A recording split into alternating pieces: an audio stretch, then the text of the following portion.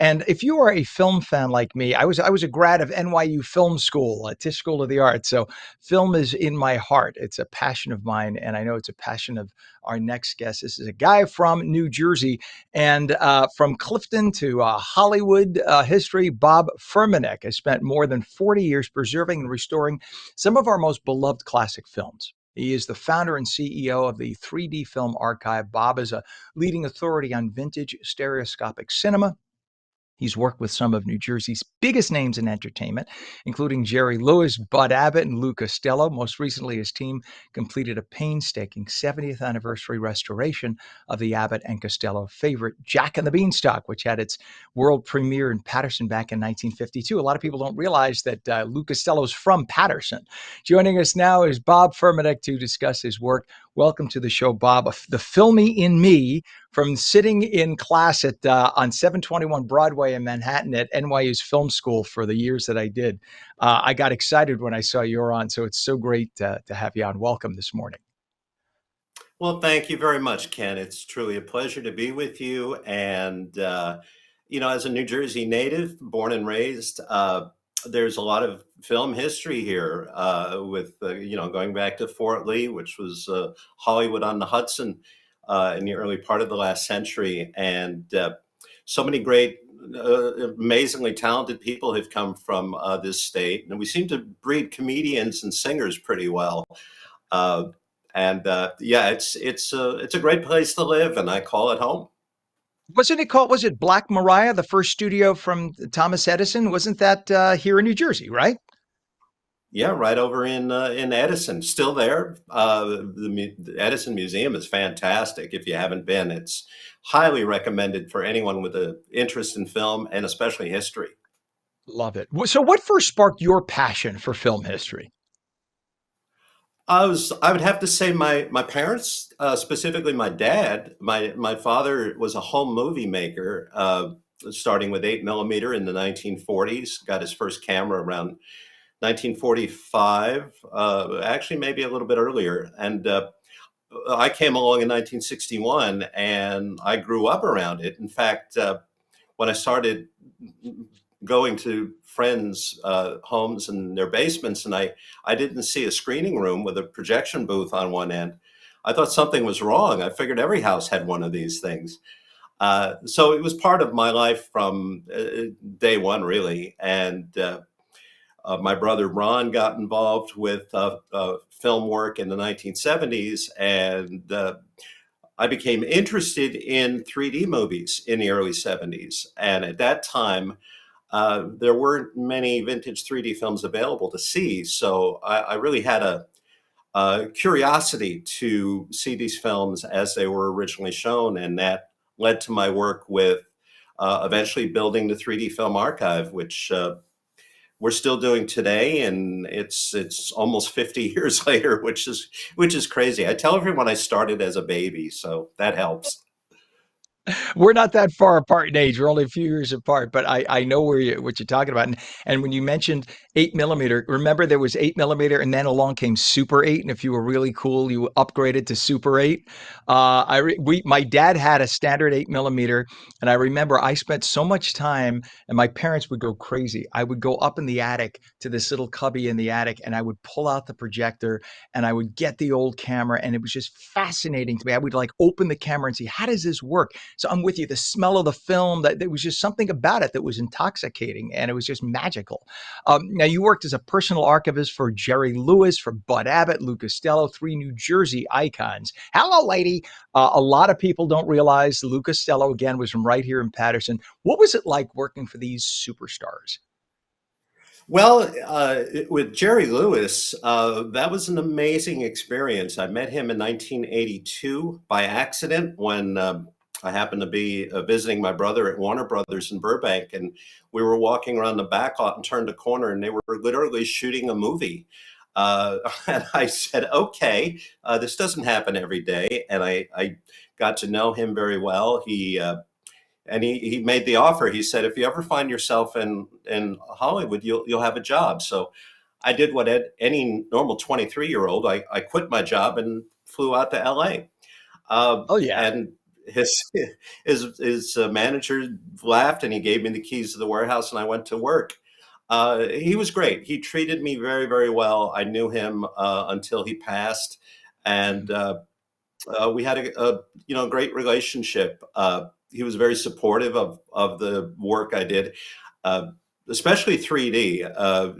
I think he understood my passion for restoring these films, and he and his partner Dean Martin had made a 3D movie in 1953 called Money from Home, and I told him, that was a title I would love to eventually restore. And lo and behold, we're actually restoring it right now. We're working with the Paramount Pictures Archive on it, and Kino Lorber, who is our distributor.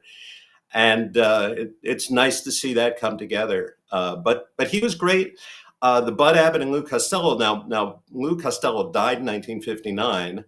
Mhm. And Bud Abbott died, I think it was 1974. So I never knew them, but I got to know the families really well. And they hired me to be their personal archivist. And I scoured the world looking for unique and lost footage of their dads. And that was a good association. So I was very fortunate. As a kid growing up, if you're old enough to remember Channel 11 Sunday mornings, Of they course. always ran an Abbott and Costello movie, and to have a chance to then work with the family and help them secure and restore some of their dad's work was quite a thrill. A lot of people don't even think about it in terms of the ethnic meaning for Abbott and Costello. You had a Jewish and an Italian comedian, and those were like the two poor groups, right, of the era.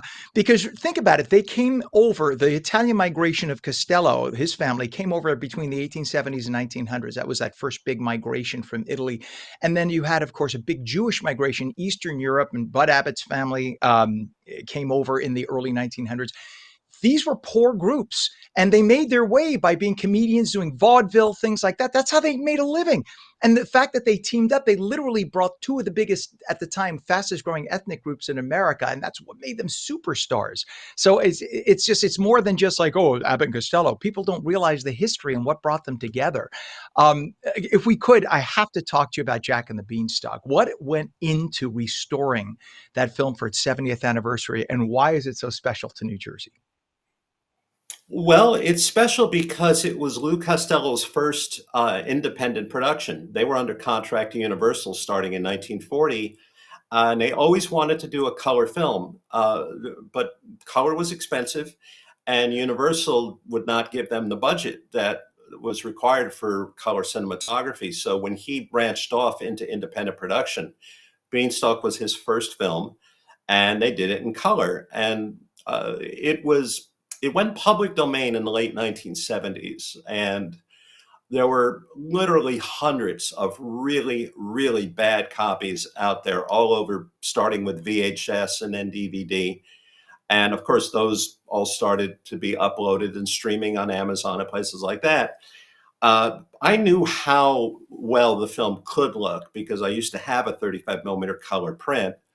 So for the 70th anniversary a few years ago, we scoured the world looking for optimal elements, and we found material at the BFI in London and the Library of Congress. And we were able to do 4K scans and literally frame by frame work on this film to bring it back to life and present a version of it that was comparable to what audiences would have seen in 1952, including the gala world premiere, which took place in beautiful downtown Paterson.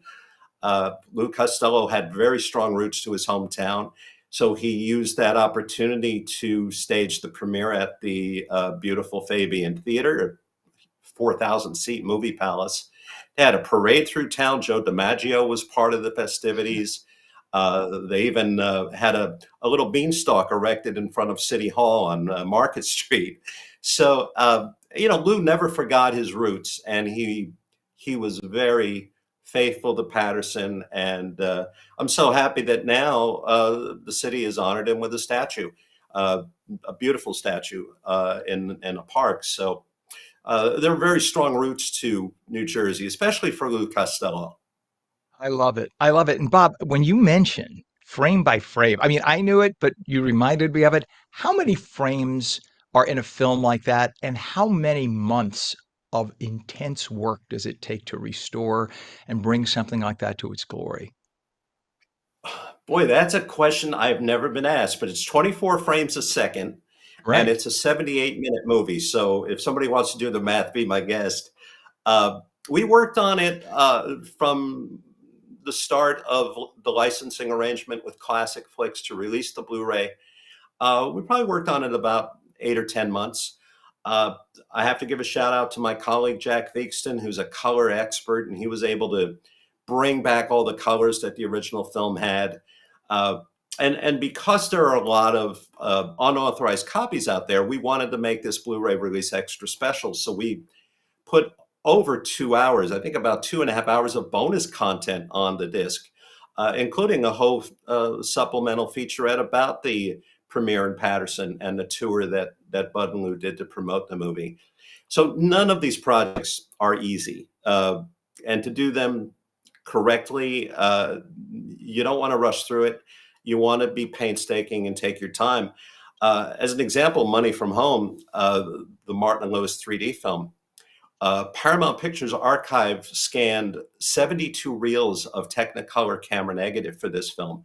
That's 54,000 feet of film in 4K resolution. Those are huge files, and it's painstaking, but the results are outstanding. And it's going to be the best looking vintage 3D restoration on Blu-ray That's when it amazing. comes out early next year. It's our history. This is our history. This is amazing. I'm so glad you are doing this. And by the way, yes, I pulled out the calculator. The 78-minute film being restored, that's 112,320 frames. 112,000. Every frame individually taken care of. And I'm sure that Abbott and Costello are looking down from heaven and their hearts are just gushing at the fact that somebody like you took so much care and put in so much effort to make forever this gift for humanity. The 3D technology in general has changed so much because it's all computerized, of course. But it's you have to input, you have to go frame by frame, as you mentioned, to make the corrections. It's not about AI doing it all. As you pointed out, when they use AI, it looks crappy. You want to be able to do it yourself. So, what is a typical day? Do you come in, like, literally, do you come in and say, oh, today we're going to work on frame 12,226? How does that work? Well, it's a little more streamlined than that.